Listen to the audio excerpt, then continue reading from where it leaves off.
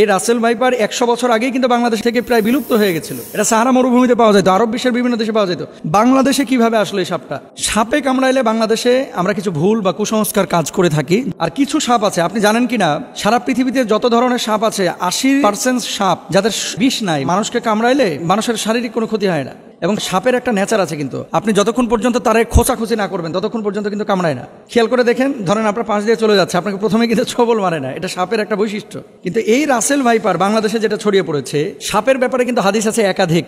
এবং এক্ষেত্রে আব্দুল্লাহ ইবনে ওমর রাদিয়াল্লাহু তাআলা আনহু তিনি সাপ দেখলেই কিন্তু দৌড়ান দিতেন এবং মারতেন। আপনি বলবেন যে হুজুর কেন তিনি মারতেন? নবীজি সাল্লাল্লাহু আলাইহি ওয়াসাল্লাম এক প্রকার সাপের ব্যাপারে খুব সতর্ক করেছিলেন সাহাবীদেরকে। কোন সাপ? দেখেন, নবীজি সাল্লাল্লাহু আলাইহি ওয়াসাল্লাম সেই সাপের ব্যাপারে আনা আয়েশা রাদিয়াল্লাহু তাআলা আনহা قالت আমরা রাসূলুল্লাহ সাল্লাল্লাহু আলাইহি ওয়াসাল্লাম বিকতলি জিত্তুফিয়াতাইনে ফাইন্নাহু ইয়ালতামিসুল বাসার ওয়া ইউসিবুল হাবাল।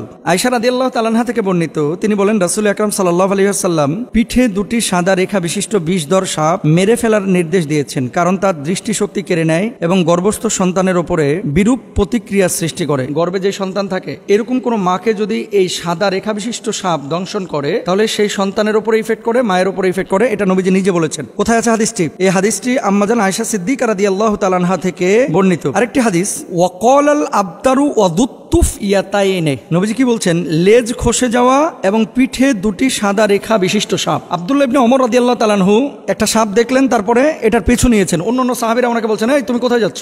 এই যে সাপ, নবীজি সাল্লাল্লাহু আলাইহি ওয়াসাল্লাম তো সাপ দেখলে মেরে ফেলতে বলেছেন, এই জন্য আমি মারার জন্য যাচ্ছি। তো সাহাবীরা বললেন, তুমি কি শোনো নাই যে ঘরে এবং ঘরের বাইরে যে সমস্ত সাপগুলা মানুষের আশপাশে থাকে, এই সাপগুলো তোমাকে দংশন না করলে, তোমার ক্ষতির কারণ না হলে তুমি তাকে হত্যা করতে পারবে না। এটা নবীজি নিজেই নিষেধ করেছেন। তাহলে কি এখান থেকে বোঝা যায় যে যেই সাপটা আপনার শরীরের জন্য ক্ষতিকর, আপনার জীবন বিনাশ করবে, সেই সাপকে আপনার হত্যা করতে হবে।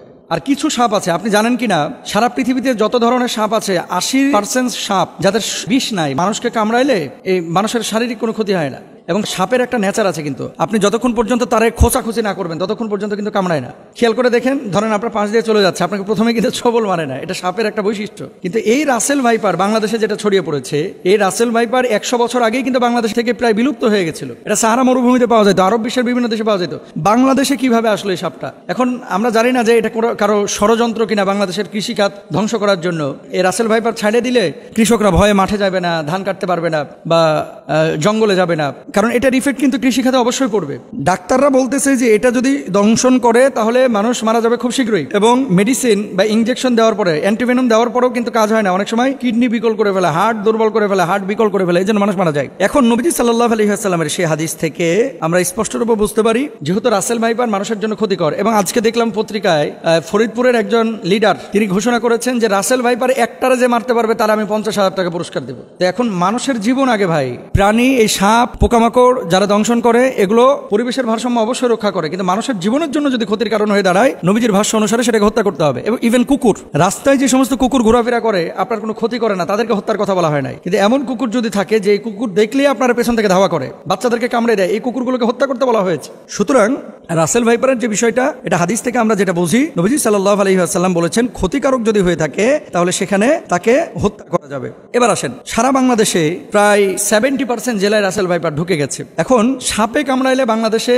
আমরা কিছু ভুল বা কুসংস্কার কাজ করে থাকি, যেগুলো আসলে চিকিৎসা বিজ্ঞানের আলোকেও অথেন্টিক না এবং কোরআন হাদিসের আলোকেও অথেন্টিক না। মনে রাখতে হবে, যখন কোনো বিষয় আপনার শারীরিকভাবে কোনো ক্ষতি করছে, প্রথমত আপনাকে কারণটা বের করতে হবে যে কি কারণে এটা হলো। সাপে কামড়াইছে, সাপে কামড়ানোর পরে এই বিষটা কিন্তু আপনার শরীরের মধ্যে ঢুকতেছে। এখন আপনি শরীরের মধ্যে বিষ ঢুকেছে, ওই জায়গাটা না বেঁধে আপনি নিয়ে গেলেন ওঝার কাছে। ওঝা কি করতেছে? ওই তদবির করতে করতে করতে করতে, আগে যেমন বাংলা সিনেমায় দেখা যাইতো, ওই যে বিন বাজাইতেছে আর কাইটা যেই সাপটা দংশন করছে এ আবার উড়িয়া চলে যেতেছে একেবারে। হ্যাঁ, আসার পরে ওখানে মনে করেন মুখটা দিয়ে আবার মনে করেন বিষ বাইর করে ফেলে। এগুলো মিথ্যা কথা ভাই, এগুলো কোনো ভিত্তি নাই। তবে হ্যাঁ, নবীজি সাল্লাল্লাহু আলাইহি ওয়াসাল্লামের সাহাবীরা একটা কাজ করেছিলেন, সূরা ফাতিহা পড়ে ওই জায়গাটায় থুথু লাগিয়েছিলেন, তারপরে ওটা বের হয়ে গেছিল। এর মানে এই না যে থুথু লাগাইলেই সাপের বিষ বাইরে হয়ে যাবে। কামড়াইছে রাসেল ভাইপার আর আপনি নামাজ পড়েন না, রোজা করেন না, থুথু লাগাই দিতেছেন, থুতুকে ওখানে কপ ফেললেও কিন্তু বিষ বাইরে হবে না। এগুলো খেয়াল রাখতে হবে। তাহলে আপনার করণীয় কি? আপনাকে যাইতে হবে ডাক্তারের কাছে। আপনি ডাক্তারের কাছে যান, যাওয়ার পরে আপনি চিকিৎসা নেবেন। আর ওঝা, তারপরে বিন বাজানো, এই সমস্ত জিনিসগুলো অথেন্টিক যেহেতু না, যে জায়গাটায় অথেন্টিক বা কারো কাছে এমন কোনো মেডিসিন থাকলে আপনি সেই জায়গাটায় চিকিৎসা নিতে পারেন। আবার আমাকে ভুল বুঝেন না, ঝাড়ফুঁক ইসলামে কিন্তু জায়েজ, কিন্তু কবিরাজির নামে এই যে বিন বাজাইতে বাজাইতে সাপকে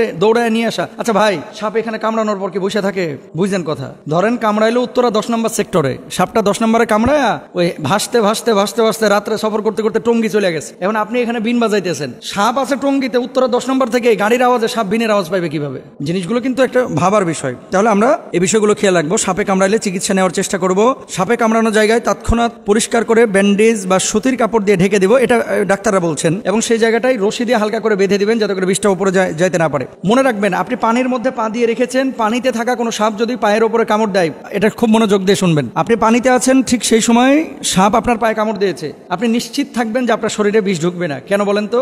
সাপটা যখন কামড় দেয়, বিষটা যখন এই তার দাঁত থেকে বা মুখ থেকে ছাড়ে, বিষটা ছাড়ার সাথে সাথে পানির সাথে মিশে ওই বিষটা আর শরীরের মধ্যে ঢুকে না। এই জন্য সাধারণত বিষধর সাপ পানির মধ্যে কামড় দেয় না। এই ধরা সাপ টোরা সাপ যেগুলো কামড় দেয়, চিন্তার কোনো কারণ নাই। কিন্তু শুকনো জায়গায় যদি আপনারা সাপে কামড় দেয়, বি কেয়ারফুল, এখানে আমাদের সচেতন হতে হবে। অনেকে সাপে কামড় দেওয়ার পর ওই জায়গাটা মুখ লাগায় চুষে বিষ নামানোর চেষ্টা করে, এটা সম্ভব না। চুষ দিয়ে বিষ বাইর করাটা, এটা বিশেষ করে রাসেল ভাইপারের কোনোভাবেই সম্ভব না।